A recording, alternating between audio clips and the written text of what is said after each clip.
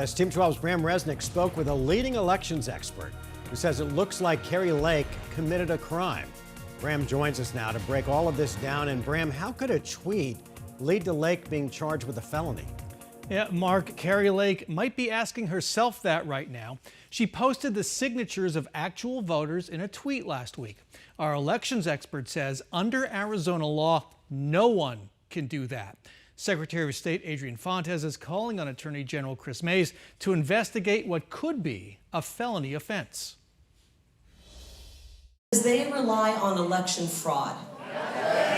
Kari Lake's relentless denial that she lost the governor's race to Democrat Katie Hobbs could land Lake in court. The denialism that has existed has been rejected by the American people. Arizona's top elections officer, Democratic Secretary of State Adrian Fontes, has asked Democratic Attorney General Chris Mays to investigate whether Lake broke the law by posting 16 voter signatures in this tweet last week. Fontes said in a statement, "It is my responsibility to protect Arizona voters. In keeping with my duties, I have referred this matter to the Attorney General."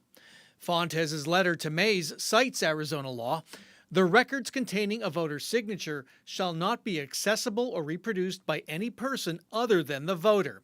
Violations are a Class 6 felony that could result in jail time. Arizona statute is very clear about when and where a voter's signature can be shared or replicated or reproduced. Tammy Patrick is with the National Association of Election Officials. She's worked in Maricopa County and knows Arizona law. The answer to all of those things basically is never and not, and it can't be. Patrick's conclusion about Lake's tweet: for anyone to publish a voter's signature without their knowledge, without their consent, I'm not an attorney, but when I read the law, it looks to me like that's a felony.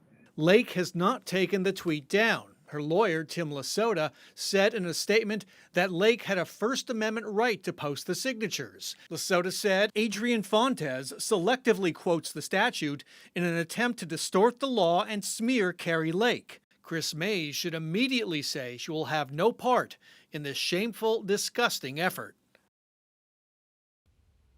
And a spokesman for Attorney General Chris Mays said she had no comment. So, Brahm, how likely is it that Lake could be charged? Have we heard of any candidates ever doing something like this before? This is unprecedented, and all goes back to the audit just a few years ago when so much information about voters was just put out there, and a lot of people just don't know what the rules are, or maybe they do, and they're flouting it. So it's clear. The law is pretty clear on this, but it really hasn't been tested in my memory. And there's a political dimension to this, right? Democratic Secretary of State, Democratic Attorney General, failed Republican candidate for governor. So there's that collision.